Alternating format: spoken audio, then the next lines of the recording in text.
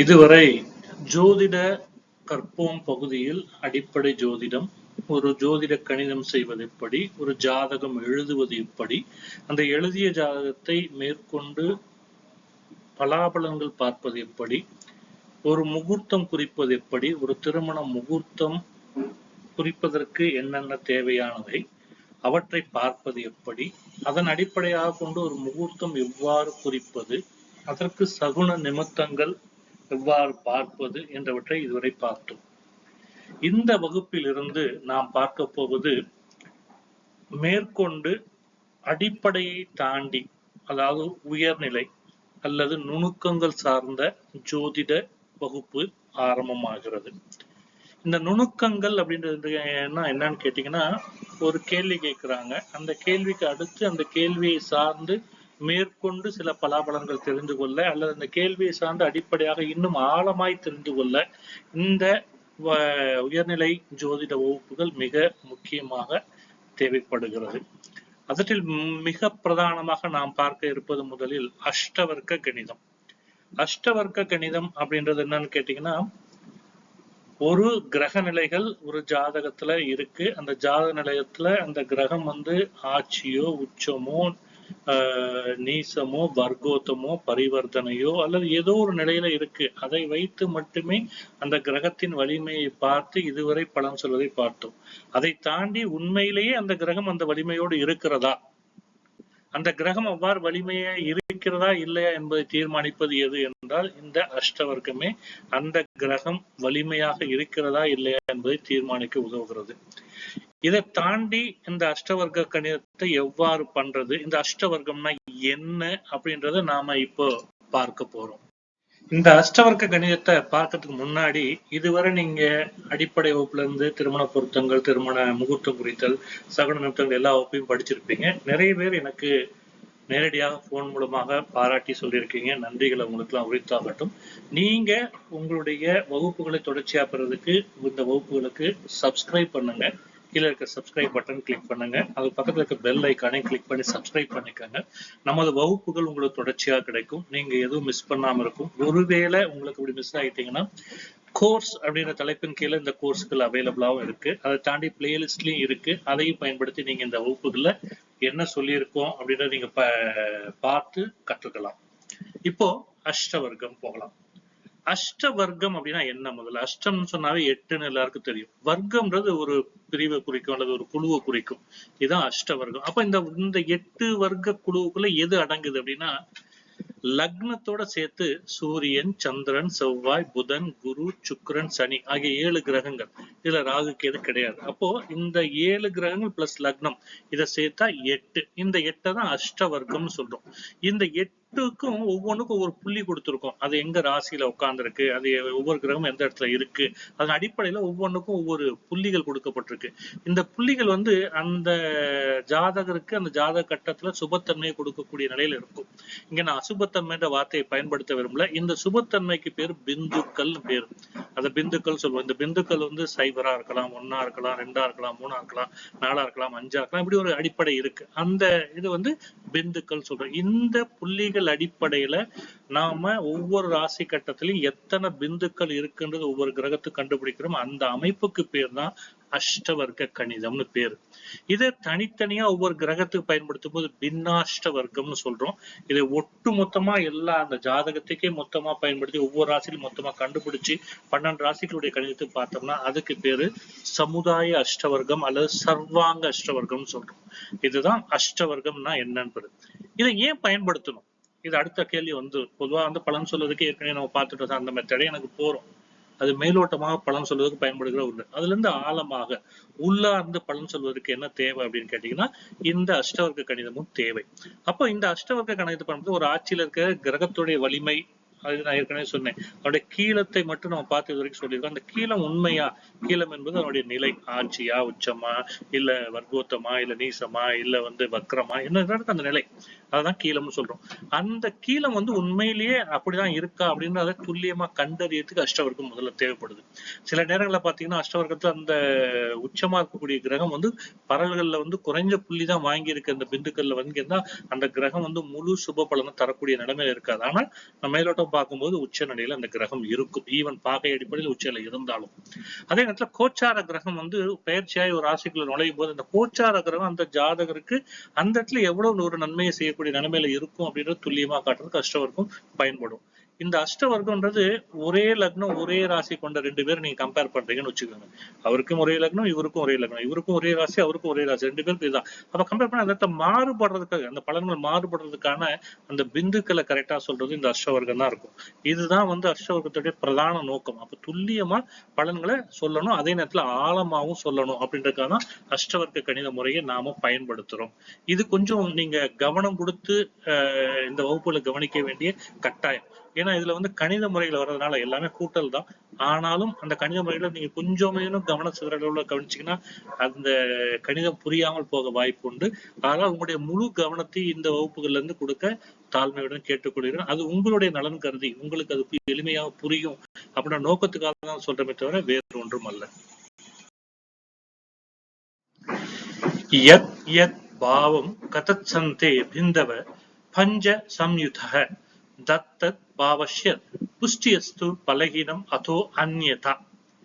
இது என்னடா மேற்கோள் அப்படின்னு கேட்டீங்கன்னா, இது ஒண்ணும் இல்ல. பராசரர் வந்து பிருகத் பராசர ஹோரையில அஷ்டவர்க்க அத்தியாயத்துல கலியுகத்துல மனிதருக்கு மந்தமான அறிவுக்கு எளிதா பலன் காண அஷ்டவர்க்கமே சிறந்தது அப்படின்ற அடிப்படையில ஒரு பாவத்துல 5 அல்லது அதற்கு மேற்பட்ட பிந்துக்கள் அதாவது சுப புள்ளிகள் இருந்ததுன்னா அந்த பாவம் விருத்தி அடையும். ஒருவேளை அந்த புள்ளிகள் அது கீழே குறைஞ்சதுன்னா அந்த புள்ளிகள் குறைவதற்கு ஏற்ப சுபத்தன்மை குறையும் அப்படின்றத சொல்லி இருக்கிறார். இதன் அடிப்படையில தான் நாம வந்து இந்த அஷ்டவர்க்க கணிதத்தை நாம படிக்க போறோம். அப்போ இதுக்கு அஷ்டவர்க்க கணிதத்தை போறதுக்கு முன்னாடி இன்னொரு கேள்வி வந்துடும். இவ்வளவு கஷ்டப்பட்டு என்ன ஏற்கனவே நீங்க என்ன சொல்றீங்க, கணித முறை சார் ரொம்ப கவனம் கொடுங்க அப்படின்றீங்க, இதுக்கு மாற்று கிடையாதா அப்படின்னு கேட்டா கண்டிப்பாக மாற்று முறைகள் எல்லாத்துலயுமே உண்டு. ஆனா அது இலகுவானதா அப்படின்னு கேள்வி கேட்டா பதில் கிடையாது. ஆனா மாற்று முறை என்னன்னு நீங்க சொல்லிடுங்க. அப்ப நம்மளுக்கு ஏற்கனவே தெரியும், நம்ம முன்னாடியே பார்த்திருக்கோம், ஜாதக பலன் பார்க்கும்போது ஷட்பலம் அப்படின்னு ஒண்ணு வச்சு நாம கிரகனுடைய பலனையும் தீர்மானிக்கிறோம். 6 வகையான பலன்களை கொண்டது. அதன் அடிப்படையில் ஷட்பலத்தை அடிப்படையாக கொண்டு கிரகனுடைய பலத்தையும் தீர்மானிக்கிறோம். அது ஒண்ணு. அது மட்டுமல்ல, ஷோடச வர்க்கங்கள் அப்படின்னு சொல்லி 16 வகையான வர்க்க சக்கரங்கள் உண்டு. அந்த வர்க்க சக்கரத்துல ராசி கட்டத்தை தவிர மீதி 16 கட்டங்கள். அந்த 16 கட்டங்கள் பாத்தீங்கன்னா இந்த D6, D7, D9, D10, D12, D16, D30 அப்படின்னு சொல்லுவாங்க. அந்த சோடச வர்க்க சக்கரங்கள்ல இந்த கிரகத்தினுடைய வலிமை 16 கட்டங்கள்ல எப்படி இருக்கு அப்படின்னு ஆராய்ந்து பார்த்து அப்படியே அந்த பலனை துல்லியமா நாம சொல்ல முடியும். அப்போ இந்த அஷ்டவர்க்கத்துக்கு மாற்று இல்லைன்னு யாரும் சொல்ல முடியாது. அஷ்டவர்க்கத்துக்கு மாற்று உண்டு. ஆனா அது ஷட்பலத்தையும் சோடச வர்க்க சக்கரங்களையும் இணைத்து ஒரு கிரகத்தினுடைய பலனை துல்லியமாக பார்த்து சொல்ல வேண்டும். அப்போ ஷட்பலம்ன்ற 6 பலத்தை அடிப்படையா வச்சு, சோடச வர்க்க சக்கரம்ன்ற 16 சக்கரங்களை அடிப்படையா வச்சு அந்த பலத்தை கண்டறிவது எளிதா, இல்ல இந்த அஷ்டவர்க்க கணித முறையை கொஞ்சம் உள்வாங்கிட்டு ஒரே இதுல கிளியரா பலத்தை கண்டுபிடிக்கிறது எளிதா அப்படின்னு கேட்டீங்கன்னா அஷ்டவர்க்க கணிதம் இஷ்டவர்க்க கணிதமாக தான் இருக்கும் அதோட ஒப்பிடுகையில். அதை நீங்க மனசுல வச்சுக்கிட்டு இதை கவனம் கொடுத்தீங்கன்னா நிச்சயம் அஷ்டவர்க்க கணிதம் உங்களுக்கு சிறந்த முறையில் கை கொடுக்கும். இந்த அஷ்டவர்க்க கணிதத்தை பயன்படுத்தும் போது என்னெல்லாம் அல்லது என்னென்ன ஸ்டேஜ் அல்லது என்ன நிலைகள்ல இத பார்க்கணும் அல்லது ஆராயணும்.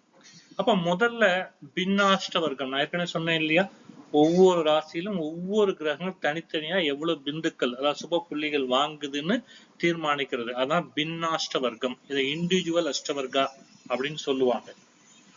அடுத்து 2வதா சமுதாய அல்லது சர்வாங்க அஷ்டவர்க்கம், கலெக்டிவ் அஷ்டவர்க்கா. அதாவது மொத்தம் 7 கிரகங்களும் லக்னத்துக்குன்னு தனியா ஒரு பின்னாஷ்ட வர்க்கம் போட மாட்டோம். பாயிண்ட்ல எடுத்துக்கிட்டு தனியா போட மாட்டோம். 7 வர்க்க சக்கரங்கள்ல வரும் அஷ்டவர்க்க சக்கரங்கள் 7 ஒவ்வொரு கிரகத்துக்கும் ஒண்ணா வச்சு. அப்ப இந்த 7ஐயும் கலெக்டிவா சேர்ந்து வந்தா ஒவ்வொன்று ராசியில எத்தனை புள்ளிகள் இருக்கு, அது எப்படி தரும், அந்த பிந்துக்கள் வந்து எந்த விதமான பலனை தரும் அப்படின்னு கலெக்டிவா பாக்குறது 2வது நிலை. இதுல ஒவ்வொரு ராசிக்கு 28 புள்ளிக்கு மேல இருந்தா அந்த ராசிக்குள்ள அந்த கிரகத்துக்கான சுப பலன்கள் தான். 25ல இருந்து 28 வரைக்கும் தான் மத்தியமமான பலன்கள் அல்லது நடுத்தரமான பலன்கள். 25 கீழே இருந்தா அந்த ராசி தொடர்பான விஷயங்கள்ல வந்து பிரச்சனைகளோ அல்லது தடைகளோ அல்லது தடங்கல்களோ ஏற்படும் அப்படின்றதுதான். அடுத்தது கோச்சார பயன்பாடு. அப்போ கோச்சார பயன்பாட்டுல என்ன பண்றோம், முதல்ல வருஷாந்திர கிரகங்கள் சொல்லப்படுகிற குரு, சனி, ராகு, கேது இந்த கிரகங்கள் வந்து பெயர்ச்சி ஆகும்போது அது போற அந்த ராசியில இந்த அஷ்டவர்க்க புள்ளிகள் எப்படி இருக்கு. ஒருவேளை ஏற்கனவே ஜனனகால ஜாதகத்துல அந்த ராசிக்குள்ள அஷ்டவர்க்க புள்ளிகள் 30க்கு மேல இருந்தா ஈவன் கெடுதல் செய்யக்கூடிய நிலையில இந்த கிரகங்கள் உள்ள போனாலும் அங்கே கெடுபலன்கள் இருக்காது அல்லது குறைவாக இருக்கும் அப்படின்னு தான் இருக்காங்க. சுப பலன் அங்க அதிகமாக இருக்கும் அல்லது நடுத்தரமாக இருக்கும். இதுதான் விஷயம். இப்ப இந்த விஷயங்களை கண்டறியது தான் இந்த அஷ்டவர்க்கத்துடைய முக்கியமான நோக்கமாகும். அப்ப இந்த இதை வந்து பாக்குறது ஒவ்வொரு நிலையா நம்ம பார்க்கணும். இந்த ஒவ்வொரு நிலையை எப்படி பார்க்கணும் அப்படின்றது இப்ப அடுத்து நம்ம பார்ப்போம். இதுல முதல் நிலை அப்படின்ற ஃபர்ஸ்ட் ஸ்டேஜ் அப்படின்னு சொல்லப்படுகிற இந்த இது வந்து என்ன கேட்டீங்கன்னா பின்னாஷ்டவர்க்கம், அதாவது இண்டிவிஜுவல் அஷ்டவர்க்கம். அது என்ன கேட்டா ஒவ்வொரு கிரகமும் ஒவ்வொரு ராசியிலையும் எத்தனை சுப புள்ளிகள் பெறுது அப்படின்றத, எத்தனை பிந்துக்கள் பெறுது அப்படின்றது. அப்ப அந்தந்த ராசியில எந்தெந்த கிரகம் என்ன ஒவ்வொன்றுக்கும் என்னென்ன புள்ளிகள், இதை எப்படி கணிதம் வரையறுக்கிறது அப்படின்றதுக்கு அடிப்படையா ஒரு அட்டவணை கொடுத்திருக்காங்க. அந்த அட்டவணை தான் கீழே கொடுக்கப்பட்டிருக்கு. இந்த புள்ளிகளை வந்து நம்ம பரல்கள் சொல்லுவோம். இங்க வந்து இனிமே பரல்கள் சொன்னாலும் பிந்துக்கள் சொன்னாலும் புள்ளிகள் சொன்னாலும் இது மூணு ஒன்றை தான் குறிக்கும் அப்படின்றது ஞாபகத்துல வச்சுக்கணும். அப்போ இந்த பின்னாஷ்ட வர்க்க பரல்களுடைய எண்ணிக்கை, அதாவது 12 ராசிகள்ல இந்த 7 கிரகங்கள் போய் உட்கார்ந்து லக்னமும் இந்த 7 கிரகங்களோட 8 விதமான வர்க்கத்தின் அடிப்படையில போடக்கூடியது வந்து ஒவ்வொரு அஷ்ட வர்க்கத்துக்கும் ஆன ஒரு மொத்த கூட்டுத்தொகை வரும். இந்த எல்லா கூட்டுத்தொகை கூட்டினீங்கன்னா மொத்தமா 337 வரும். இது மாறாது, இது பிக்சட் 337 தான். அதை தாண்டி கூட வரணும் இல்ல குறைச்சி ஒன்றும் வராது. அப்படி வந்தா அவங்க கணிதம் தவறுன்னு அர்த்தம். இது பின்ன அஷ்டவர்க்கத்துடைய அஷ்டவர்க்க பரவலை கூட்டுத்தொகை மொத்தம் வந்து 337. இதேதான் சர்வாங்க அஷ்டவர்க்க பரல் அப்படின்னு சமுதாய அஷ்டவர்க்க பரல் போட்டாலும் அதுலயும் மொத்த கூட்டுத்தொகை 337 தான் வரும். அது மாறாது. இது மறக்காம ஞாபகம் வச்சுக்கணும். அப்போ இந்த ஒவ்வொரு அஷ்டவர்க்கம், அதாவது மேல கொடுத்திருக்கோம் இல்லையா, சூரியன், சந்திரன், செவ்வாய், புதன், குரு, சுக்கிரன், சனி அப்படி ஹெட்டிங் கொடுத்துருக்காங்க. இதான் வந்து அஷ்டவர்க்கத்துக்குரிய அஷ்டவர்க்கங்கள், 7 அஷ்டவர்க்கங்களுக்கான தலைப்பு. அப்ப முதல்ல சூரியனுடைய அஷ்டவர்க்கம் பார்க்கணும்னா அப்ப அதுல என்ன பண்றோம், 7 கிரகங்கள் பிளஸ் லக்னம், இது என்னென்ன சுப புள்ளிகள் பெறுது அப்படின்றதான் கீழே கொடுத்துருக்கோம். அப்ப சூரியனுக்கு போட்டா அந்த கூட்டுத்தொகை 48 வரணும். சந்திரனுக்கு போட்டா அதனுடைய கூட்டுத்தொகை 49 வரணும். செவ்வாய்க்கு போட்டா அதனுடைய கூட்டுத்தொகை 39 வரணும். புதனுக்கு போட்டா அதனுடைய கூட்டுத்தொகை 54 வரணும். குருவுக்கு போட்டா அதனுடைய கூட்டுத்தொகை 56 வரணும். சுக்கிரனுக்கு போட்டீங்கன்னா அதனுடைய கூட்டுத்தொகை 52 வரணும். சனிக்கு போட்டீங்கன்னா அதனுடைய கூட்டுத்தொகை 39 வரணும். இப்ப சூரியன், சந்திரன், செவ்வாய், புதன், குரு, சுக்கிரன், சனி இவங்களோட கூட்டுத்தொகையில மொத்தம் கூட்டிங்கன்னா 337 வரும். இதை நீங்க செக் பண்ணிக்கலாம். அப்போ இந்த சூரிய அஷ்டவர்க்கம் போடும்போது அதுக்கு என்னென்ன விதிகள், அப்ப சூரியன் எந்த இடத்துல குறிக்கணும், சந்திரன் எந்த இடத்துல குறிக்கணும், செவ்வாய் எந்தெந்த இடங்களை குறிக்கணும், புதன் எந்தெந்த இடங்களை குறிக்கணும், குரு எந்தெந்த இடங்களை குறிக்கணும், சுக்கிரன் எந்தெந்த இடங்களை குறிக்கணும், சனி எந்த இடங்களை குறிக்கணும், லக்னம் எந்த இடத்துல குறிக்கணும் அப்படின்னுதான் இதனுடைய நியமம். எப்படி அடுத்தடுத்து வரக்கூடிய கிரகங்களுக்கானது. இந்த அஷ்டவர்க்கம் எப்படி அமைப்பது அப்படின்றத வரும் வகுப்புல பார்ப்போம். ஏன்னா இந்த கணித முறையில் அப்படின்னால கொஞ்சம் கொஞ்சமா ஸ்டேஜ் பை ஸ்டேஜா போலாம்னு நினைக்கிறேன். இப்போ முதல் ஸ்டேஜ் வரைக்கும் உள்ள இன்ட்ரோடக்ஷன் இது வரைக்கும் பார்த்தீங்க. இது உங்களுக்கு தெளிவா புரிஞ்சிருக்கும்னு நினைக்கிறேன். அடுத்து வந்து இந்த முதல் ஸ்டேஜினுடைய தொடர்ச்சி அடுத்த வகுப்புல பார்ப்போம். நிதானமாவே போவோம். இது மனசுல உள்வாங்கிக்கங்க. உங்களுக்கு இது உள்வாங்கிக்கிட்டு நீங்களும் இந்த வகுப்புல பயனடைறீங்க அப்படின்னா உங்க நண்பர்களும் பயனடையணும், இல்ல உங்களுக்கு தெரிஞ்சவங்க பயனடைனா இந்த யூடியூப் லிங்கை நீங்க அவங்களுக்கு தாராளமா ரெஃபர் பண்ணலாம். மறக்காம அவங்களை சப்ஸ்கிரைப் பண்ண சொல்லுங்க. அந்த பெல் ஐகான் பட்டனை கிளிக் பண்ண சொல்லுங்க. வரும் வகுப்புல சந்திக்கலாம். நன்றி, வணக்கம்.